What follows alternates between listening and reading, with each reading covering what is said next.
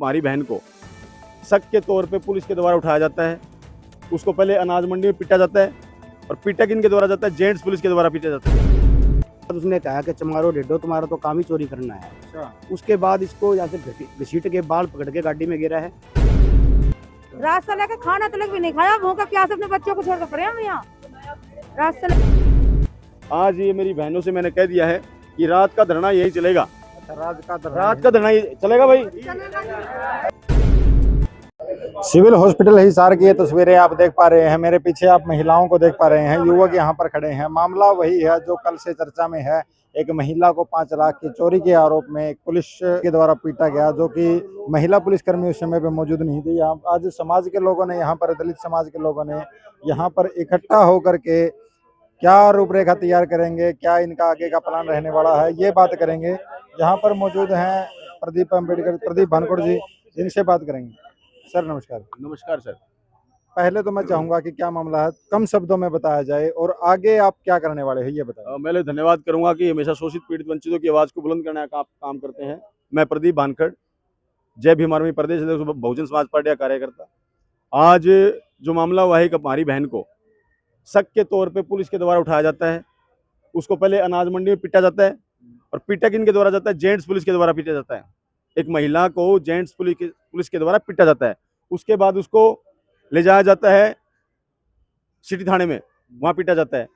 उसके बाद उसको सीआईए में ले जाया जाता है, वहाँ पे उसको पीटा जाता है। उसके कपड़े निकाले जाते हैं, उसको गंदी गालियाँ दी जाती है, उसको मारा जाता है, उसके हाथ पांव बांध के उसको होदी में डुबाया जाता है।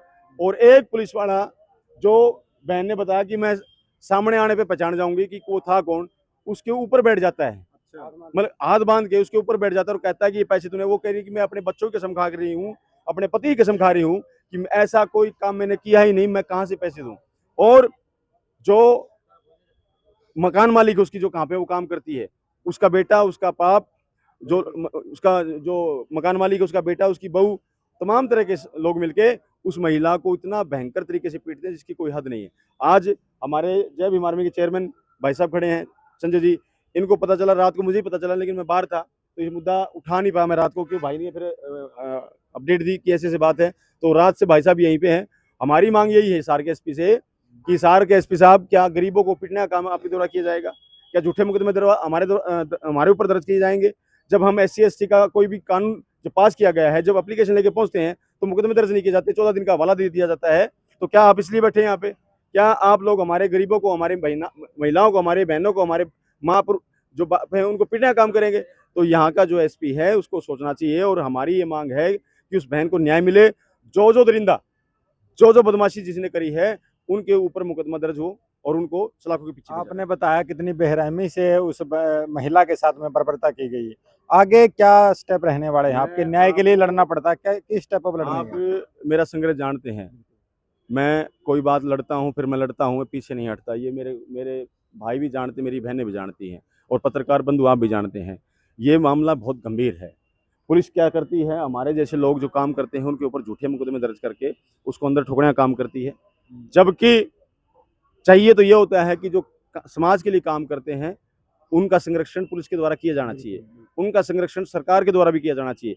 संरक्षण की बजाय हमें पीटने का काम किया जाता है, हमारे लोगों को मारने का काम किया जाता है और झूठे मुकदमे दर्ज करके उनको अंदर ठूसने का काम किया जाता है। हमारा ये स्टेप है। आज ये मेरी बहनों से मैंने कह दिया है कि रात का धरना यही चलेगा। अच्छा, रात का धरना यही चलेगा भाई। चलेगा, दिन रात का धरना हमारा यही चलेगा।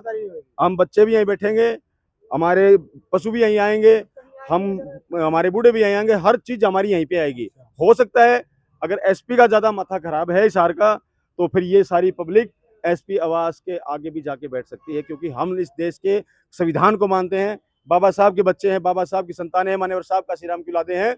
इसलिए हम लोगों ने ठाना है कि हम लोग पीछे नहीं हटेंगे। और छठी का दूध याद दिला के रखें, जिन अधिकारियों ने, जिन लोगों ने इनको पीटने का काम किया है, हम पीछे नहीं हटेंगे। क्या वजह क्या मानते हैं आप, जो ऐसे मुद्दे होते रहते हैं समाज में, क्या वजह मानते हैं? देखिए ऐसा है इसके अंदर जो मामला देखने को मिला है, जैसे उनका फोन आया था मेरे पास 6 बजे भी, ऐसा झुग्गी में ऐसा मामला हुआ है। मैं उसी टाइम पर वहाँ पर गया तो इसकी जो रेखा थी, जो महिला है पीड़ित, उससे बातचीत की गई। उससे सामने ये नजर आया है उनकी बातों से कि उसने जाति पूछी है, भाई आप किस जाति से हो, पुलिस वाले ने भी। और जिस पुलिस वाले ने जाति हाँ, पूछी। उसने कहा मैं जाटब हूँ, चमार जाति से हूँ। उसके बाद उसने कहा कि चमारो ढेडो तुम्हारा तो काम ही चोरी करना है। अच्छा, उसके बाद इसको यहाँ से घसीट के बाल पकड़ के गाड़ी में गिरा है। और उस टाइम पे कोई लेडीज पुलिस नहीं थी, अकेला पुलिस वाला था जिसका नाम विक्रम बताने अब लग रहे हैं। मैं एक बात काटता हूँ भाई की, आप समझते हैं इतना सेंसिटिव मामला है कि अंडर गारमेंट्स निकाल के उस महिला के पुलिस वाले ने अपनी जेब में रखे जेल में हैं। डाल दिया उन्होंने। इतना कोई लेडीज बर्बरता यहाँ पे हुई है पूरे देश के अंदर। आज सरकारें कहती हैं कि बेटी बचाओ बेटी पढ़ाओ, गरीबों को आगे बढ़ाओ, गरीबी मिटाओ। यहाँ पे गरीबों को उठा के उनके गरीबों को मिटाने की बात। गरीबों को मिटाने का तो काम कर ही रहा है, सरकार के द्वारा किया जा रहा है। आप समझते हो कि अंडर गारमेंट्स निकाल के उनकी जेब में रखे जाते हैं, तो इससे घटिया मानसिकता इस देश के अंदर क्या हो सकती है। यहाँ के प्रशासनिक लोग हमारे साथ बीच में भी खड़े हैं, वो सोच रहे होंगे कि ये आग देने का काम करते हैं। जब मेरे समाज के साथ में दिक्कत होगी, जब मेरे समाज को पीटा जाएगा, तो हम जान भी दे सकते हैं और जान ले भी सकते हैं। यहाँ तो शहर के अंदर खास करके दो तरह का कानून है, गरीब के लिए अलग है, ऊंची जाति के लिए अलग है। तो लगभग पूरे देश में ही पूरे देश में है, लेकिन शहर में कुछ ज्यादा ही है, अच्छा। बहुत ज्यादा है यहाँ पर। तो ये जो संविधान है, बाबा साहब ने जो संविधान बनाया है, गरीब अमीर किसी भी जाति से, किसी धर्म से हो, सबके लिए सामान्य है। लेकिन इस शहर प्रशासन है ना, दो तरह का कानून चला रहा है यहाँ पर, इसको कतई बर्दाश्त नहीं किया जाएगा। गरीबी अमीरी के साथ जातिवाद का ये मामला कहाँ तक सही है, कहाँ तक गलती है, तो प्रशासन जांच मैं करेगा। आपके चैनल के माध्यम से एक बात और बताता हूँ। महिला अगेंस्ट अपराध, SC ST के अगेंस्ट अपराध, सुप्रीम कोर्ट की गाइडलाइन है कि जब कोई एप्लीकेशन लेके आए तो उसके ऊपर तुरंत प्रावसी मुकदमा दर्ज करना चाहिए। लेकिन यहाँ के प्रशासन, यहाँ के SHO, यहाँ का DSP, वो खुद जज बन के बैठा है, खुद कोर्ट बन के बैठा हुआ है, जो हाई कोर्ट की गाइडलाइन का उल्लंघन करते हैं। जब हम एप्लीकेशन देते हैं तो उसमें कहते हैं कि इसमें जांच चल रही है, 14 दिन की जांच चल रही है, नई BNS में है। जबकि मैं बता रहा हूँ आपके चैनल के माध्यम से, नई BNS बिल्कुल आई है, वो कानून अलग तरीके से काम करेगा। लेकिन शेड्यूल कास्ट का जो SC ST कानून है, वो सेम अपने तरीके से काम करेगा। मुकदमा दर्ज किनको करना पड़ेगा, लेकिन यहाँ का शासन प्रशासन हमारे लोगों के साथ में धोखा करता है और मुकदमे दर्ज नहीं करता और उनको गलत ठहराने का काम करता है, दफ्तर दाखिल करके उसको छोड़ दिया जाता है। इसलिए आज हम यहाँ पे खड़े हैं इस देश के अंदर।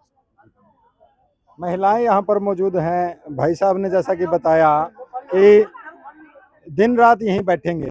क्या आप लोग दिन रात यहाँ पर बैठने के लिए, संघर्ष करने के लिए तैयार हैं? इतना हाई बैठेंगे, न्याय नहीं मिलेगा इतना हमें। जब तक न्याय नहीं मिलेगा तब तक हाँ। यहीं बैठेंगे। इतना न्याय नहीं मिलेगा, हाई बैठेंगे, इतना जा नहीं सकते हम यहाँ से। रात से लेकर खाना तक भी नहीं खाया, भूखा प्यासे अपने बच्चों को छोड़कर पड़े हम यहाँ, रात से लेकर कोई हिसाब थोड़ी है। आप देख पा रहे हैं, सुना आपने यहाँ पर जो मौजूद महिलाएं हैं उनसे, जो यहाँ पर सामाजिक कार्यकर्ता पहुंचे हैं उनसे, और लोगों ने आह्वान किया है कि जब तक न्याय नहीं मिलेगा तब तक यहीं बैठेंगे, दिन रात यहीं रहेंगे, हमारे पशु भी यहीं आएंगे, हमारे बच्चे बुजुर्ग भी यहीं आएंगे, यहीं रहेंगे, यहीं खाएंगे।